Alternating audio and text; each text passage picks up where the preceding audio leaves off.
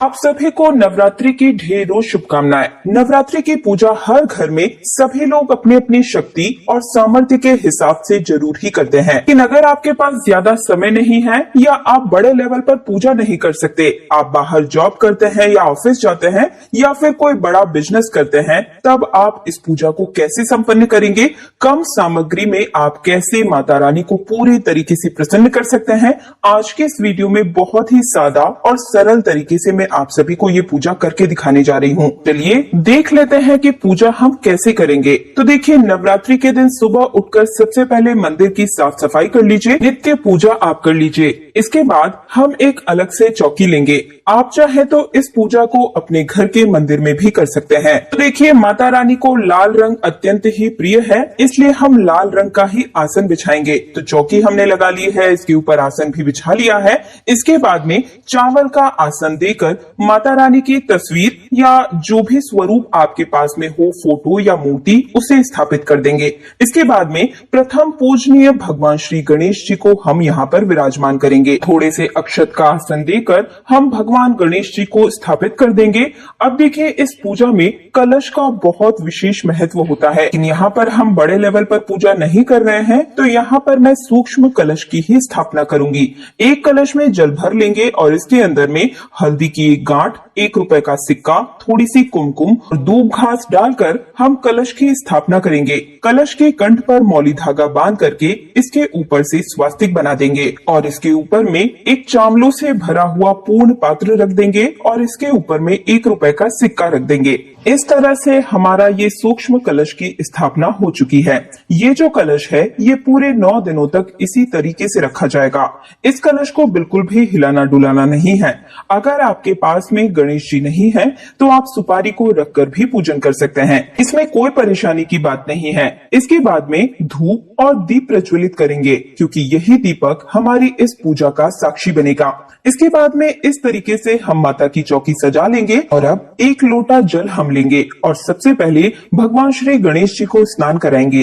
स्नान का भाव रखते हुए 2 या 3 बार हम इस तरीके से जल से छींटे लगा देंगे। आप चाहे तो फूल या फिर दूर्वा घास से भी छींटे लगा सकते हैं। इसके बाद माता रानी को भी हम भाव स्वरूप में इस तरीके से जल से छींटे देकर स्नान कराएंगे। भाव स्वरूप स्नान कराने के बाद अब हम गणेश जी को जनेऊ समर्पित करेंगे। अगर आपके पास जनेऊ नहीं है तो आप कलावा भी समर्पित कर सकते हैं। इस तरीके से ओम वस्त्रम समर्पयामि मंत्र का जाप करते हुए कलावा या फिर जनेऊ समर्पित करेंगे। माता रानी को भी हम फूलों की माला और वस्त्र समर्पित करेंगे। अगर आपके पास में गणेश जी और सुपारी दोनों ही नहीं है तो ऐसे में कलश के ऊपर में जो आपने स्वास्तिक बनाया है उसे भी आप गणेश जी का स्वरूप समझकर आप पूजन कर सकते हैं। इसके बाद में हम माता रानी को लाल रंग की चुनरी ओढ़ाएंगे। लाल रंग की चुनरी अवश्य ही ओढ़ाएं, क्योंकि माता रानी को ये अत्यंत ही प्रिय है। जिस प्रकार से हम वस्त्र पहनते हैं वैसे ही माता रानी को भी चुनरी जरूर ही ओढ़ानी चाहिए। और ये देखिए दोस्तों, हमारी माता रानी कितनी सुंदर लग रही है। अगर आपके पास में चुनरी नहीं है तो ऐसे में आप वस्त्र के स्वरूप में कलावा भी समर्पित कर सकते हैं। इसके बाद में हम सभी देवी देवताओं को टीका लगाएंगे। तो देखिए, यहाँ पर लाल रंग की रोली से हम टीका लगा देंगे। सबसे पहले भगवान श्री गणेश जी को टीका लगाएंगे और इसके बाद में माता रानी को टीका लगाएंगे। माता रानी के शेर को भी हम टीका लगाएंगे और इसके बाद में माता रानी के जितने भी स्वरूप हैं, हर एक स्वरूप को हमें टीका लगाना है। अगर आपके पास में भगवान शिव की भी उसमें मूर्ति या प्रतिमा है तो आप उन्हें भी चंदन का टीका लगाएं। इसके बाद में हम गणेश जी को फूल और साथ ही में दूर्वा घास और हल्दी समर्पित करेंगे। तो मैं यहाँ पर गेंदे का फूल चढ़ा दूंगी। ये फूल हर एक देवी देवता को चढ़ाया जा सकता है। अगर आपके पास में फूल नहीं है तो आप बिना फूल के भी पूजा कर सकते हैं। अब देखिए, इस दिन लौंग और बतासे का भोग लगाना बहुत ज्यादा आवश्यक होता है। अगर आपके पास में पान का पत्ता है, इसके ऊपर में आप 2 लौंग, 1 बतासा, 1 इलायची रखकर माँ को भोग चढ़ाएं। अगर नहीं है तो छोटी सी कोई भी कटोरी में आप लड्डू का भोग भी लगा सकते हैं। नैवेद्य यानी कि जो भी केला या अलग से कोई आपके पास मौसमी फल है तो आप वो भी समर्पित कर सकते हैं। तो यहाँ पर मैंने पान के पत्ते के ऊपर में ये सभी चीजें रखकर माता रानी को समर्पित कर दी है। ये बहुत ही ज्यादा शुभ भी मानी जाती है। आप हर रोज 1 पान का पत्ता भी चढ़ा सकते हैं, लेकिन अगर आपके पास इतना समय नहीं है या आप ऑफिस वगैरह जाते हैं तो आप एक कटोरी में मेवा, ड्राई फ्रूट्स या फिर कोई भी एक फल की व्यवस्था करके रखिए। सुबह के समय में जब आप जाने लगे ड्यूटी के लिए तो सबसे पहले आप ये कोई भी एक भोग लगाकर आप ऑफिस वगैरह या जहां भी आप जाते हैं वहां जा सकते हैं। साथ ही में थोड़ा सा जल का भोग भी जरूर ही लगाइएगा। सुबह के समय में आप इस तरीके से पूजा कर सकते हैं और शाम के समय में जब आप ऑफिस वगैरह से घर वापस लौट कर आ जाएं तो खीर, पूरी या जो कोई भी चीज आपने बनाई है वो माता रानी को भोग के स्वरूप में आप चढ़ा सकते हैं। बस ध्यान रखिएगा कि भोजन बिल्कुल सात्विक होना चाहिए। इसके साथ ही सुहाग की सामग्री भी हम चढ़ा देंगे। तो अगर आप शादीशुदा हैं, सुहागिन हैं, तो पूरे 9 दिनों में किसी भी एक दिन आपको माता रानी को सुहाग की सामग्री जरूर ही चढ़ानी चाहिए। इसके बाद में हम यहाँ पर माता रानी को दक्षिणा समर्पित करेंगे। ये दक्षिणा आप किसी भी एक दिन चढ़ा सकते हैं, या तो आप नवरात्रि के पहले दिन दक्षिणा चढ़ा दीजिए या फिर अष्टमी या नवमी के दिन भी आप दक्षिणा चढ़ा सकते हैं। हाथ जोड़कर माता रानी से अपनी मनोकामना पूर्ण करने के लिए अब हम प्रार्थना करेंगे और अपने मन में जो भी भाव है वो व्यक्त करेंगे। अपनी जो इच्छा है वो माता रानी के सामने जरूर ही रखें। इसके बाद में अब हम आरती करेंगे और इसके बाद में माता रानी के सामने हम एक सूक्ष्म हवन भी करेंगे। अगर आपके पास ज्यादा सामग्री नहीं है हवन करने के लिए तो इस प्रकार से एक उपले के ऊपर में घी और थोड़ी सी हवन सामग्री, एक कपूर जलाकर भी सूक्ष्म हवन कर सकते हैं। इसे सूक्ष्म हवन कहा जाता है। माता रानी के सामने ये आप जरूर ही कीजिएगा। इससे आपके घर में जितनी भी नकारात्मक ऊर्जा है वो सब समाप्त हो जाएगी और घर में एक पॉजिटिव एनर्जी का वास होगा। ये पूजा संपन्न होने के बाद में इस धूप को आप अपने घर के हर एक कोने में भी दिखा सकते हैं।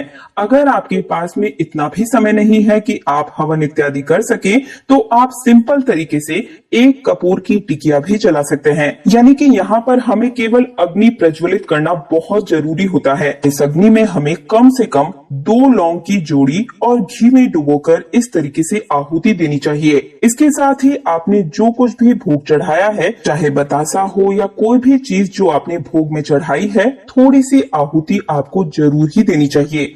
अगर आप प्रॉपर तरीके से हवन नहीं कर पाते हैं तो आप इस तरीके से सूक्ष्म हवन भी कर सकते हैं। सुबह या फिर शाम के समय जब भी आपको समय मिले आप इस तरीके से हवन कर लीजिएगा, लेकिन सुबह के समय करना ज्यादा अच्छा माना जाता है। इसके बाद में जो भी आपको माता रानी के पाठ इत्यादि करने हैं या फिर दुर्गा चालीसा का पाठ करना है, ये देखिए दोस्तों, इस प्रकार से माता रानी के 9 दिनों के लिए अलग अलग 9 प्रकार के पाठ होते हैं। आप चाहे तो हर एक दिन एक एक पाठ भी कर सकते हैं, या फिर आप दुर्गा चालीसा का पाठ कर सकते हैं, दुर्गा सप्तशती का पाठ कर सकते हैं। आप अपनी श्रद्धा और समय के अनुसार जो भी आपको ठीक लगे आप उस हिसाब से किताब में बैठकर इस तरीके से पाठ इत्यादि कर सकते हैं। आप चाहे तो 108 माला का जाप भी कर सकते हैं। पाठ का विशेष महत्व होता है इन नवरात्रि के समय में। अगर आप चाहें तो 108 बार माता रानी के किसी भी मंत्र का भी जाप कर सकते हैं। सुबह या शाम किसी भी समय पर शुद्ध होकर आप ये कार्य कर सकते हैं, और नहीं तो माता रानी के 9 दिनों में आप पाठ की एक बुक आती है इस तरीके से, ये देखिए इस प्रकार से ये मार्केट में बड़े ही आसानी से आपको मिल जाएगी, या फिर मैं डिस्क्रिप्शन में लिंक भी दे दूंगी। इस पूजा से जुड़ी हुई संपूर्ण सामग्री और ये किताब भी आपको बड़े ही कम दामों पर बड़े ही आसानी से 2 दिन के अंदर घर पर भिजवा दी जाएगी। तो आप वहां से भी ऑर्डर कर सकते हैं या फिर आप चाहे तो मार्केट से भी ला सकते हैं। तो इस तरीके से पाठ इत्यादि करने के बाद बड़े ही श्रद्धा भाव के साथ अब हम माँ दुर्गा की आरती कर लेंगे। आरती करने के बाद में अपने दोनों हाथों को जोड़कर पूजा में रही कमियों के लिए क्षमा याचना जरूर ही मांगे और माता रानी का आशीर्वाद प्राप्त करने के लिए प्रार्थना करें। तो दोस्तों ये थी बहुत ही आसान सी पूजा विधि जो कि हर कोई व्यक्ति बड़े ही कम सामानों में अपने घर में बड़े ही आसान तरीके से कर सकता है। इन सामानों में भी अगर आपके पास किसी भी सामान की कमी है, अभाव है, कोई सामग्री नहीं है, तो भी आप इस पूजा को संपन्न कर सकते हैं,